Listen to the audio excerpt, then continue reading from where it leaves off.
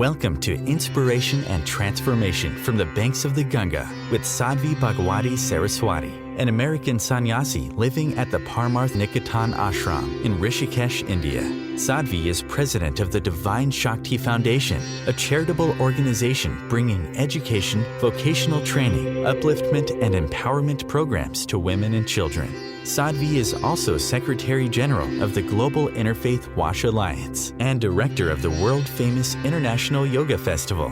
Join the musings of an American sannyasi as Sadhvi shares the wisdom and teachings of her guru, His Holiness Pujya Swami Chidanand Saraswatiji. Welcome everyone to Inspiration and Transformation from the holy banks of the sacred Ganga River in the land of Rishikesh, India. So, there's a dilemma in the question. I'm going to answer this in two parts. I will answer the specific question. What caused this Stanford graduate to take sannyas? But before I answer that, I want to address the problem in the question. The reason that seems like a question is because we don't really value a spiritual life. You would never say, oh, what caused a Stanford graduate to go into banking? Or what caused a Stanford graduate to get a career? Or to become a professional, or to start their own business. You'd never ask the question. It wouldn't make any sense. People intuitively think, well, of course, you graduate from a good university. Naturally, you'll go into business. Naturally, you will get a good job, start a career. Those are the marks in our society. But not just in the outer society. We've taken that society and we've put it into our own minds. We've literally opened the doors of our mind and said to our society, come on in, come live in my mind, come live in my thoughts. You don't have to live only in my newspapers or my news shows or the corner grocery or my social media feed. Come live in my own mind. So we've taken these societal concepts and we've made them our own. And those concepts are the problem. The concepts say, if you've had a good education, naturally you will want to succeed. Of course, regardless of what type of education you have, everybody wants to succeed. High school dropouts still want to succeed. They just want to succeed in a different vision than those who end up going through advanced education. The problem is in our definition of success. If someone is a high-paid professional, we consider that a success. If someone is high on a ladder in whatever their respective fields may be, we consider that a success. If someone has a large, beautiful office and they've got lots of employees and there's a lot of stakeholders in their company, we consider that a success. And so hence we have a question that seems like a question of what would make a Stanford graduate, meaning by definition, capable of becoming a success, what would make her take sannyas, which in the context of this question means not a success or a different choice of life. Why would you give up the possibility of being a success? And this is really a problem. It's a problem in how we think about success, because success is not about how much money you make. Success is not about how high you are on a ladder. There's so many people in the world, so many I know personally. And if you think, I'm sure every one of you knows, at least one, if not more, people like this who are incredibly successful by external standards. Someone who's very rich, or someone who is at the top of their career, but who's miserable, who's maybe an alcoholic, maybe a drug addict, maybe someone who's on their third or fourth or fifth marriage, maybe someone who can't get out of bed in the morning without antidepressants, or can't go to sleep at night without a few shots of something or a sleeping pill. Someone who, no matter having everything that our world says, our society says you should have to be happy, nonetheless isn't happy. And there's enough of those people in the world, and enough of them we all know, to realize that isn't the path. All of the money, all of the highest rung of ladders doesn't bring happiness. I remember I did this as a scientific experiment. I had been in India maybe a year, maybe a year and a half, before I officially took vows of sannyas. And I was back in Los Angeles visiting my family, and I took a poll. Now, I was the only one who knew I was doing a scientific study. But what I did was I spoke to about maybe 10 different people I knew, all of whom I knew very well. Some were family members, some were friends, some were friends of friends. But people I knew well. And every one of them was at the height of their field. So someone who was a CEO of a Fortune 500 company, a multi-millionaire. Someone who was a tenured professor at Stanford. Someone who was an actress in Hollywood. Someone who was a singer with a song in the top 10. Someone who was a famous athlete. All these different people. And I spoke to every one of them, some of them in person, some on the phone. And in the midst of what seemed to be just chatting, I asked them all a question. Are you happy? And every one of them gave me one of two answers. Either they said, I will be happy when. Fill in the blank, it was different for different people. But I will be happy when. So the kids grow up and move out of the house and finally go off to college.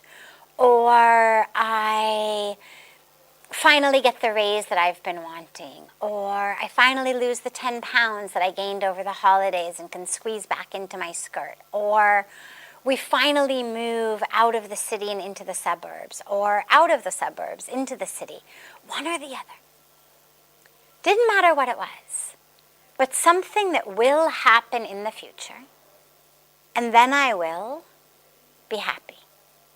Or they said, I would be happy if. And again, fill in the blank. There were different ones from different people. But all of the people I spoke to either said, I will be happy when, or I would be happy if. Every one of them still had something standing between them and happiness. And these are the highest successes in every field. Business, academia, entertainment. And it solidified for me very deeply in my mind what I already knew with my heart and what I was already seeing, which is all of this is not what brings happiness. And of course now we've got, over the last few decades, so many studies to show this. So many studies to show what really are the marks of a happy life. And yes, of course, you need enough money so that you're not worried about where your next meal is going to come from.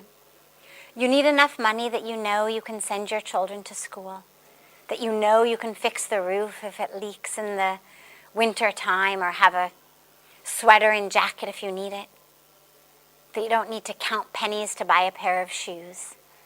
But beyond that which brings happiness, deep joy, isn't about a rung on a career ladder or about money in the pocket or in the bank. It's about connection. Connection to ourself, connection to others, connection to God, connection to the universe. It's about meaning in our life. It's about a sense of being part of something that matters. And I don't mean an organization that matters or a company that matters. I mean part of a universe that matters. Part of consciousness that matters. Part of something that is higher, deeper, more profound, bigger than all of the dramas in our day-to-day life, than all of who said what to whom over, the water cooler or over coffee at lunch. So when you ask what made a Stanford grad take sannyas, what I would say is actually the same thing that makes people who are deeply connected and aware do anything, because it is what they know is going to bring them the greatest happiness. It's not that I make decisions or choices based on some totally different model. It's the same model. It's just on a deeper level than the superficial level that most of us are looking at happiness. Most of us are thinking happiness is in this moment, what I can buy, what I can have, where I can go. But there's a lot of people in the world making a lot of different decisions from a place of awareness and consciousness and grounding and anchoring of what really brings them the deepest joy. And for me, what I found was that living this spiritual life, that living in this paradise on the banks of Ganga, in the lap of the Himalayas, being able to be in such a physically beautiful place, in the ashram, in this area, being able to be in a community full of people who are committed to their spiritual practice, who are all there because they are spiritual people, people with a common vision. Maybe they chant different mantras, but who are there together with a vision, who have chosen to live in Rishikesh, not Delhi or Mumbai, have chosen to live in an ashram, have chosen to be part of a spiritual community.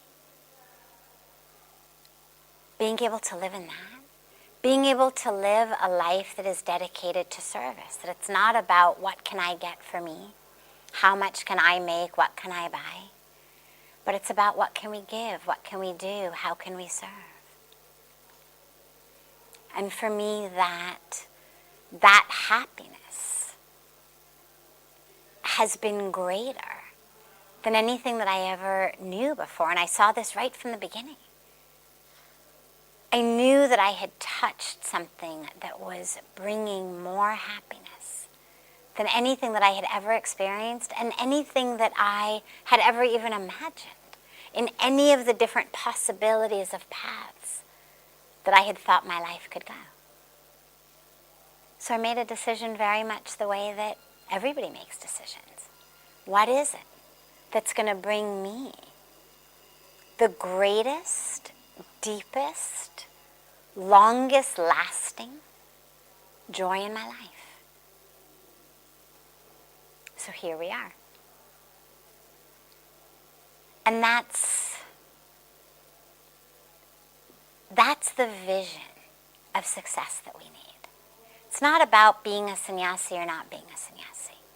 It's about making a choice that is actually that which fills you with a sense of connection in your life, a sense of meaning in your life, of purpose in your life, that isn't about responding or reacting to what society or the culture says you should do. Because then you'd make more money or then you'd be higher on a ladder. But really responding to what your heart knows. And that your heart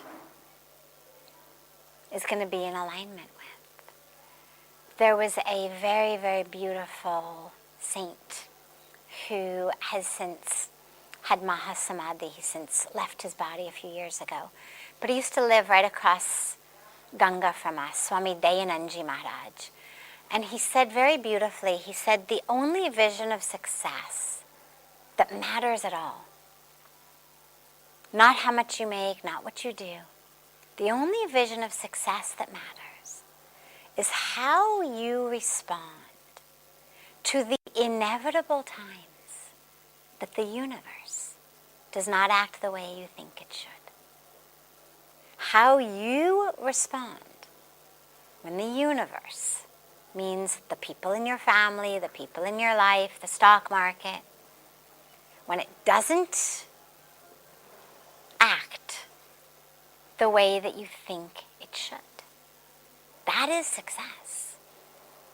That when the waves of life hit us, when the ups and downs of life come, the trials, the tribulations, the difficulties, the challenges, when people around us are not acting the way we want them to, not speaking the way we want them to, not treating us the way we want them to, when the traffic, the weather, the interest rates, the mortgage rates, the pandemic rates are not doing what we want them to do, how do we respond? Do we react? Do we go up and down? Do we lose ourselves? Or are we able to choose peace, to choose love, to choose equanimity in the midst of all that? You're listening to OTR-FM, part of the IOM radio network.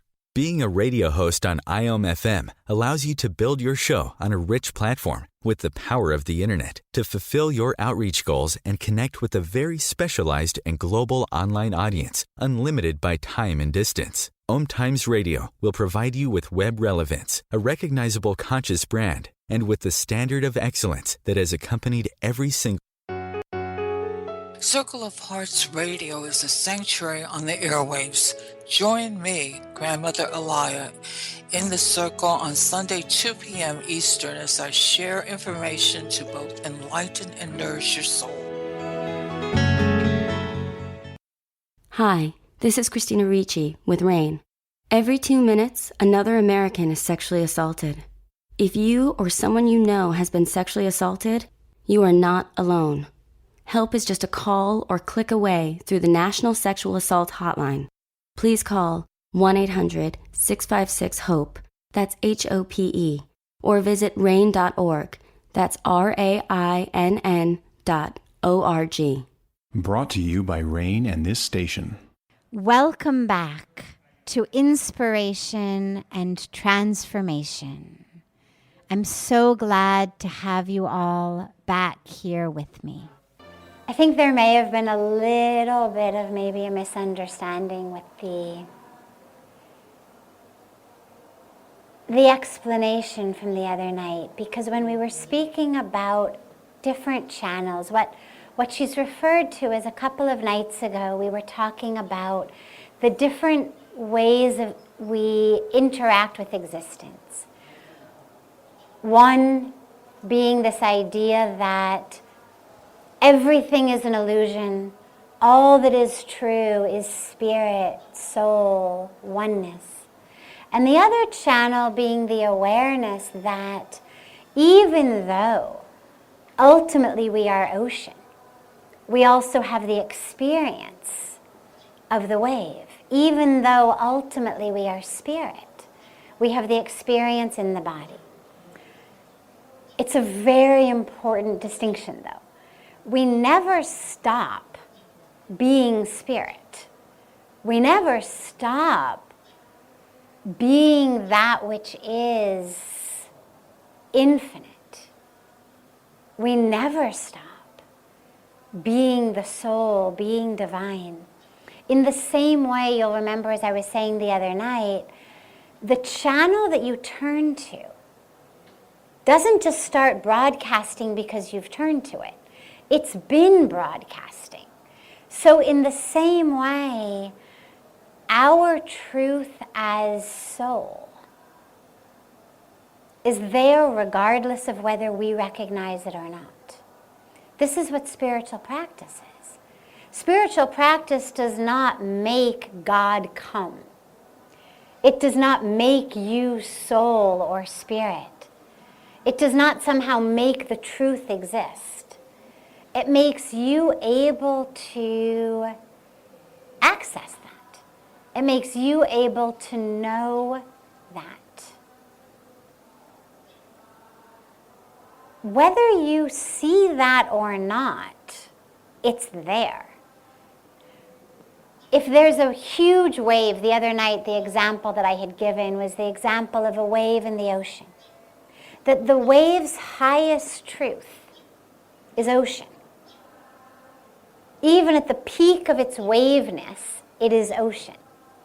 And in the form of the wave, there is also a reality there. It's not an illusion, just like an optical illusion of thinking there's water far off in the desert, but your eyes are playing tricks. The wave is real. If you're a surfer, you can surf it. If you're out in a boat or you're surfing or you're a swimmer and you're not a very good swimmer, and the wave is very strong, you can drown, it can crush you. And its highest truth, regardless of its size, its shape, its force, its highest truth is ocean. In the same way, we have a body.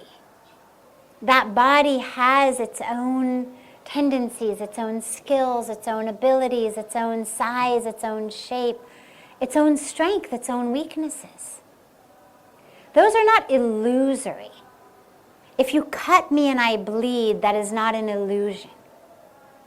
If I break my arm and I don't go to the hospital and I don't get it fixed, the fact that my arm no longer works is not an illusion. And yet, functional arm or no functional arm, white skin, brown skin, black skin, tall, short, fat, skinny, old, young. Our highest truth is soul, spirit, consciousness. But we have different ways of focusing. And that's what the different channels that I was speaking about were about. It's not about truth. It's about focus.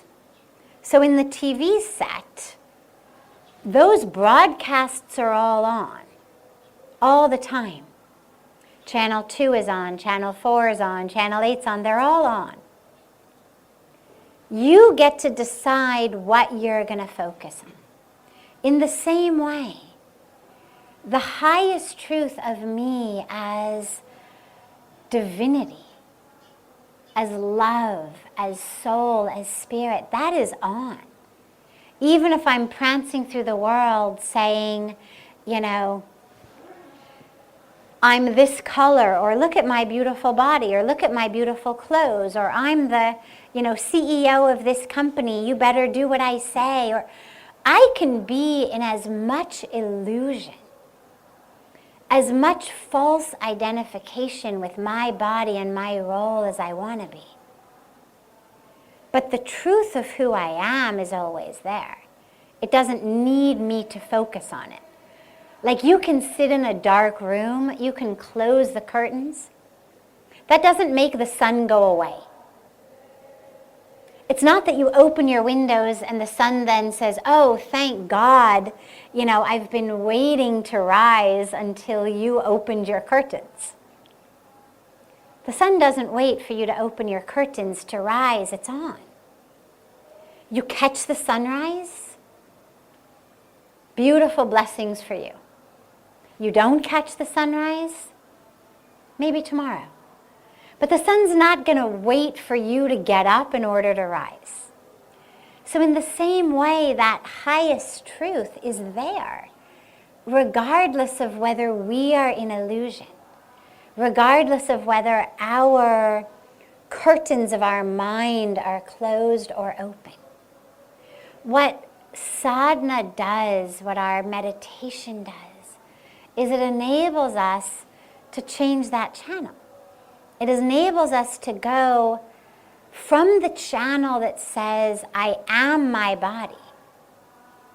I'm identified as my history, as my role, as my relationships, as my story. It enables us to literally go,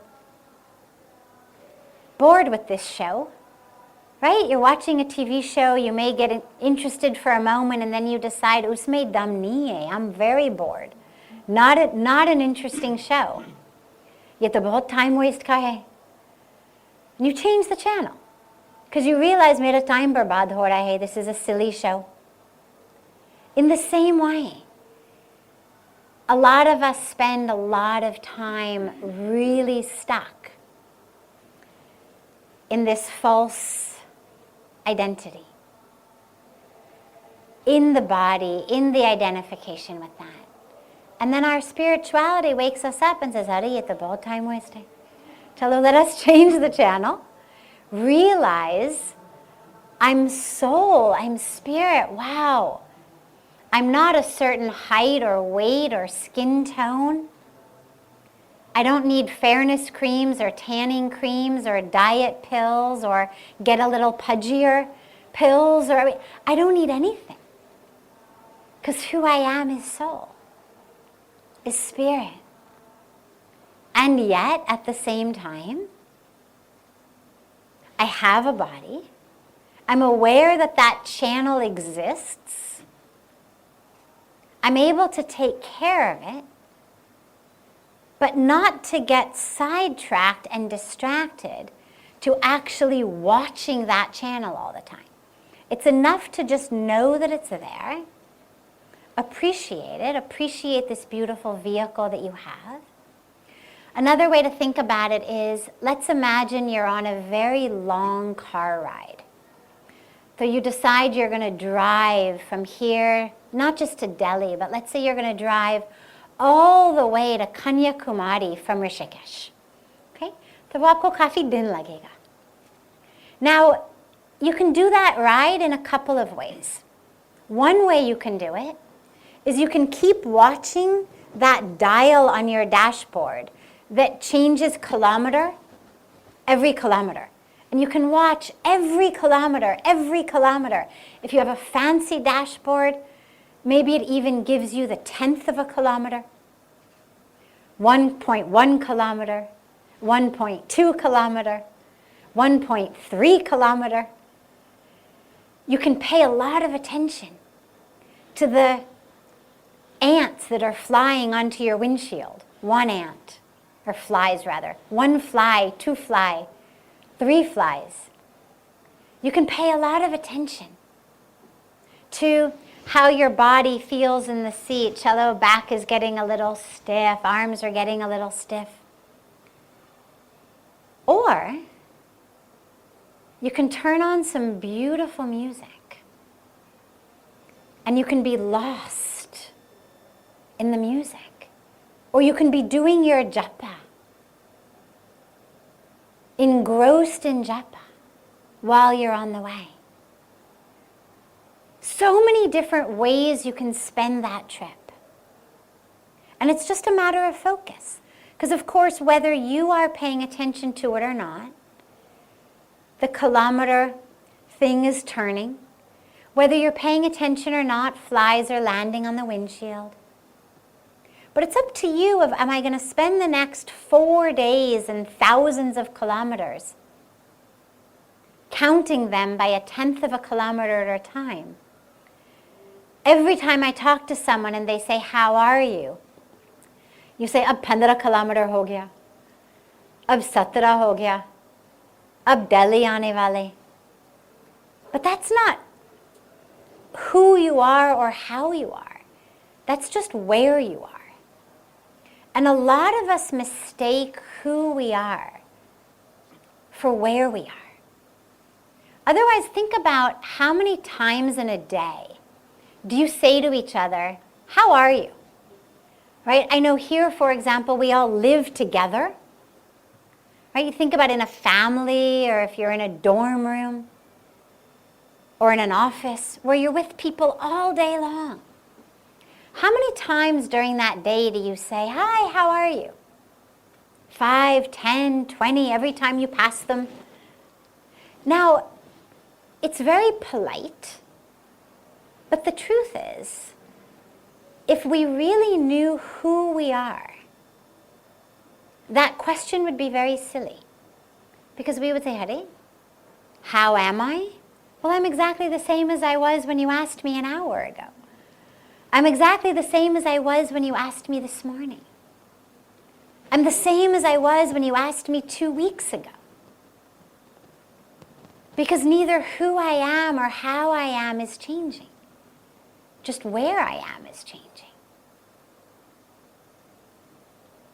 Where I am physically, where I am mentally, emotionally, psychologically, cognitively. But who I am isn't changing. How I am in this universe isn't changing. So, circling back to the question, of course we are spirit all the time.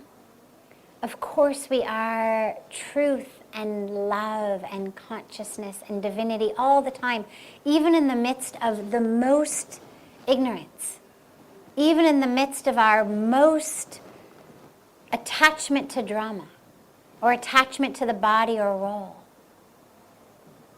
But I'm not able to access the awareness of me as spirit when I'm in those moments. And that's where I need to just change the channel onto something that's more true. We could call it the not fake news channel, right? We have our fake news channel and then our real truth channel. And to change that channel from fake news that says, oh my God, you've gained 5 pounds, or oh my God, you lost 5 pounds, you better do something. Or oh my God, you've got a pimple on your nose, or oh my God, that person stole your idea and presented it to the boss and now they look smart and you look stupid. Or oh my God, that person was so mean to me. We decide, all right, no more fake news. And we turn that channel off. And we turn to the channel of reality. This is OTR-FM, part of the IOM radio network. OMTimes Magazine is one of the leading online content providers of positivity, wellness, and personal empowerment. A philanthropic organization, their net proceeds are funneled to support worldwide charity initiatives via Humanity Healing International. Through their commitment to creating community and providing conscious content, they aspire to uplift humanity on a global scale. OMTimes, co-creating a more conscious lifestyle. Do you have time to read that inspiring book or that blog post you've been meaning to get to? In your busy world, how do you improve yourself and keep your life going? I'm Lisa Kay, and my Between Heaven and Earth radio show can transform your life just by listening. Be uplifted with inspiring topics, positive stories, and ideas that really work. Between Heaven and Earth Radio is conscious living for your soul, every Wednesday at 4 p.m. Eastern Time. Like Baldwin with People for the Ethical Treatment of Animals. I grew up loving circuses and other traveling animal shows, but it never occurred to me what life might be like for the animals. Training wild animals to do things they don't understand takes force. Routine discipline with a hook or whip with the heel of a boot shows the animal exactly who's the boss. Don't patronize animal acts. Please contact People for the Ethical Treatment of Animals. 757-622-PETA. Welcome back. This is Sadhvi Bhagawati Saraswati with inspiration and transformation. This is where our practice of meditation comes in, right? When we meditate, what happens? We're meditating, our awareness is with our breath or with our mantra. And then slowly something grabs our attention. Maybe we hear a car horn honking. Maybe we smell some coffee. Something happens and it grabs our attention. And immediately our mind jumps on it and hooks itself into it. And we say, oh, that coffee smells so good. I don't know why I gave up tea and coffee. I really shouldn't have given up tea and coffee. Anyway, who says tea and coffee are wrong for us? I remember I had the best coffee one time when I went on this trip to Italy. And I was sitting outside in this cafe. It was so nice. Then this really handsome Italian man walked by, I remember. He smiled at me. Now, where's my meditation gone? Right? So here I am, I'm meditating, I'm with my breath, I'm with a mantra, a simple smell of coffee. And suddenly, here I am back, God knows how many years ago, sitting in a cafe in Italy with some handsome Italian hunk who walks by. Meditation is over. But what do? When we practice meditation, what do? We bring the mind back. Whatever style of meditation or technique of meditation you use, it's always about bring the mind back. If it gets distracted, a thought, a smell, a sound, a sensation, don't hook the awareness in, just bring it back. The moment you notice the mind has wandered, just bring it back. Just bring it back. And this is not only for our active, eyes closed, seated meditation time. This is actually the teaching for life. Because life is the same.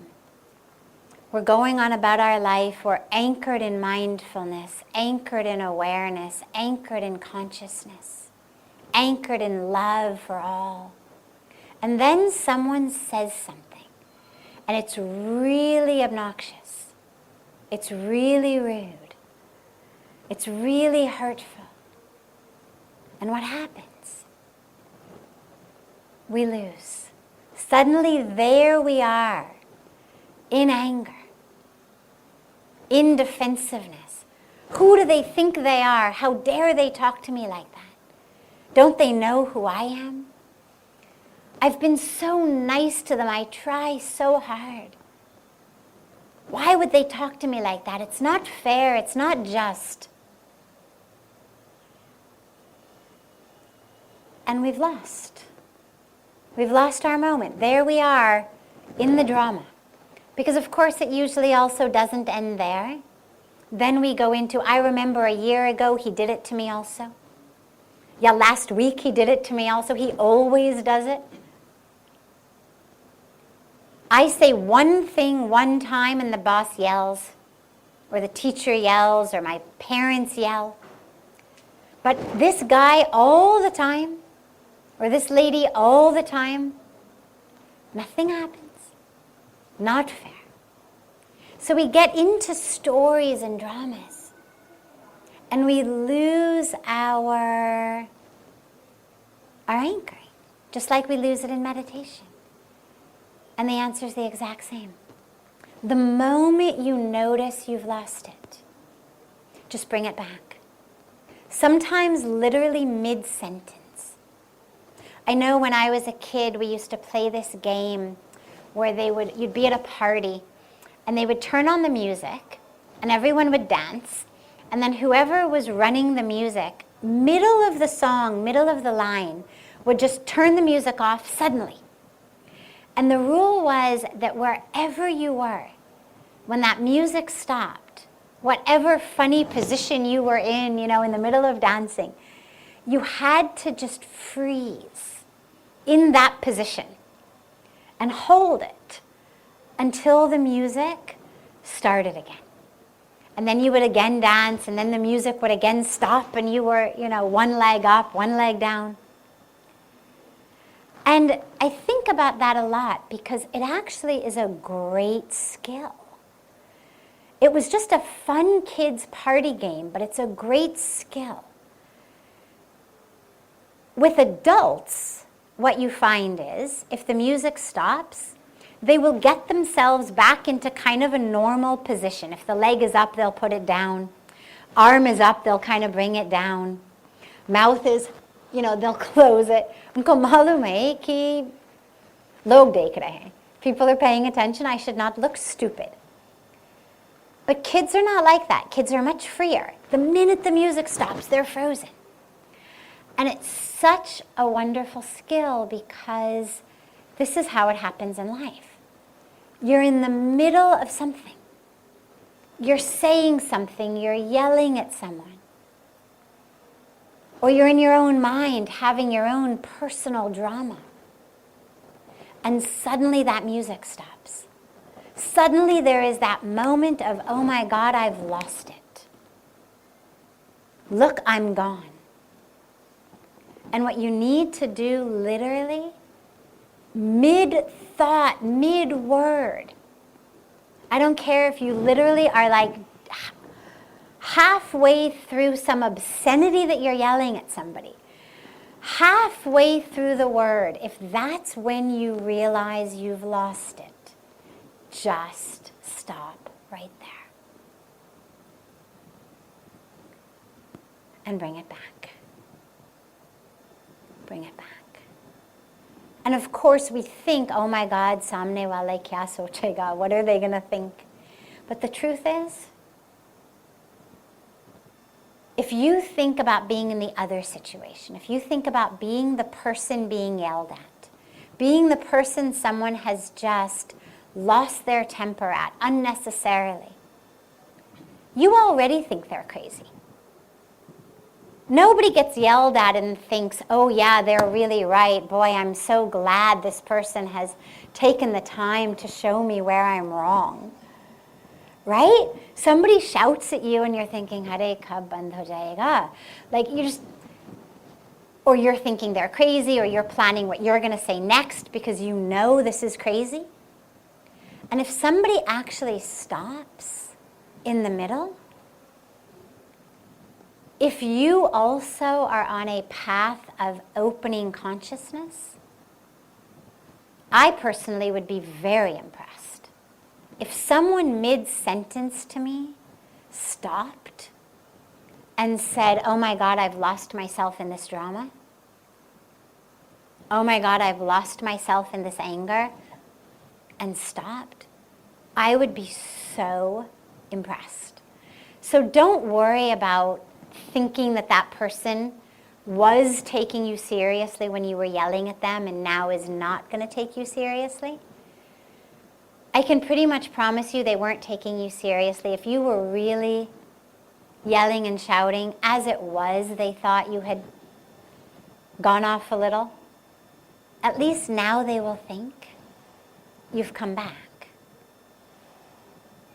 And what's most important in any case is not samne wale kya sochega. It's how you are in your path.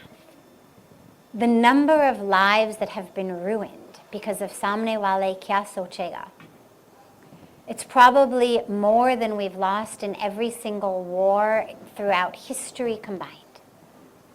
How many lives have been ruined because we lived only according to what we were worried other people would say or think? At least stop now. At least have that awareness. Mid-internal drama, mid-external drama. mid-hijack by the ego, to just say, thank you, God. You know, when we go to temples and we ring the bell, right? Why do we ring the bell?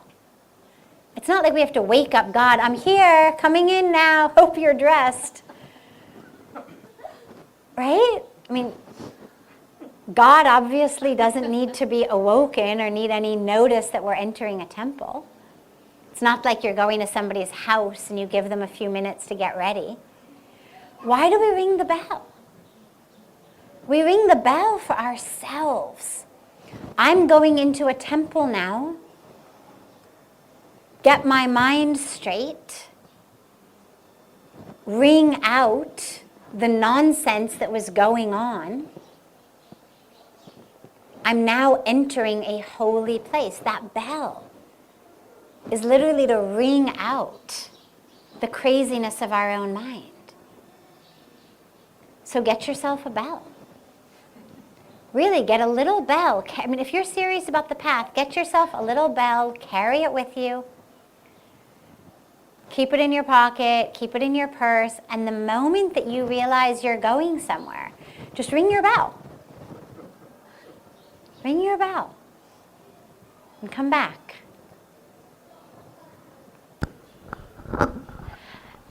Sadhviji, the third question is... By the way, that would be a great gift to give out as prasad. Yeah. I think we should get a whole bunch of those bells and give them out as prasad. Little bells we can give people. Like on keychains. Bells on keychains. Because everybody's carrying keys all the time. People could ring their bell. This is OTR-FM, part of the IOM radio network. OMTimes Magazine is one of the leading online content providers of positivity, wellness, and personal empowerment. A philanthropic organization, their net proceeds are funneled to support worldwide charity initiatives via Humanity Healing International. Through their commitment to creating community and providing conscious content, they aspire to uplift humanity on a global scale. OMTimes, co-creating a more conscious lifestyle. Do you have time to read that inspiring book or that blog post you've been meaning to get to? In your busy world, how do you improve yourself and keep your life going? I'm Lisa Kay, and my Between Heaven and Earth radio show can transform your life just by listening. Be uplifted with inspiring topics, positive stories, and ideas that really work. Between Heaven and Earth radio is conscious living for your soul, every Wednesday at 4 p.m. Eastern Time. Baldwin with People for the Ethical Treatment of Animals. I grew up loving circuses and other traveling animal shows, but it never occurred to me what life might be like for the animals. Training wild animals to do things they don't understand takes force. Routine discipline with a hook or whip with the heel of a boot shows the animal exactly who's the boss. Don't patronize animal acts. Please contact People for the Ethical Treatment of Animals. 757-622-PETA. Welcome back. This is Sadhvi Bhagawati Saraswati with inspiration and transformation. Yes, the quandary of the inner voice. You know, we speak so frequently about listen to your inner voice, go within. The dilemma is that makes it sound like the only inner voice is the voice of God, the divine voice, when actually pretty much all of the voices that really wreak havoc on our lives come from within. Sure, you may also have a really annoying, really loud, incessantly talking family member or colleague or neighbor. But most of the stuff, the vast majority of the stuff that really steals our peace is actually the voices in our own heads. And so interestingly and paradoxically, they're all inner voices. But they're not all the voice of God. Very few of them are. Most of them are the ego, the fear, desires, patterns, habits. So how do we know when it's the voice of God? And the only way to know is to get so familiar with that voice of God that immediately you can pick it out of the crowd. And that's why the practice, the meditation practice, is so important. Too many of us decide to start meditating in a time of crisis. And the problem with that is that at that time, there's so many voices inside that if you don't know, you don't recognize that divine voice, it's going to seem like chaos inside. So this is where it's so important prior to the chaos to develop a relationship with that inner voice through your meditation. Imagine a set of mothers come to the nursery to pick up their babies, right? Now they're waiting outside, let's say. I'm just painting a scene for you. Inside a nursery, kids are being looked after, taken care of. Mothers are standing outside waiting to pick them up. Suddenly from inside the nursery, one of the babies starts crying. Now, to an onlooker, they all sound the same. It's a baby crying. But the mother of that child knows that's my kid. And immediately one mother runs inside to get her baby. Not all 10, not all 20, not nobody. One mother. The mother whose child it is. How does she know? And how do the other mothers know it's not theirs? One baby crying sounds very much like every baby crying. Unless it's your baby. At which point you know. They have spent so much energy, deep energy, connecting with that being, the sound of the voice, the sound of the cries, that they know immediately. They recognize the voice immediately. That's what we need to do with that voice of the divine. Get familiar with it.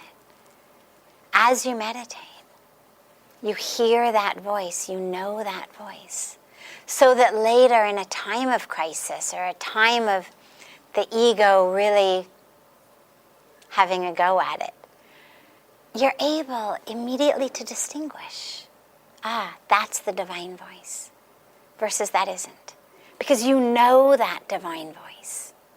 You're so connected to it. It's so familiar to you.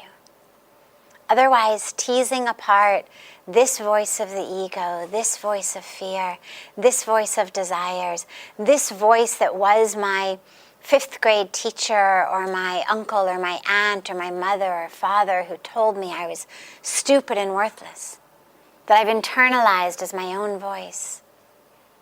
Otherwise, those voices just drown out that divine voice. So, develop the relationship. Get to know it. Get familiar with it. Make a friendship, a relationship with it. So that you can always pick it out of the crowd. And then you don't get deceived by the ego masquerading as that divine voice. Because you'll know. This brings to a close this hour of inspiration and transformation. Thank you so much for joining me. I'm so glad to be together with you all each week. And I look forward to being together again next Thursday, same time, on OMTimes Radio.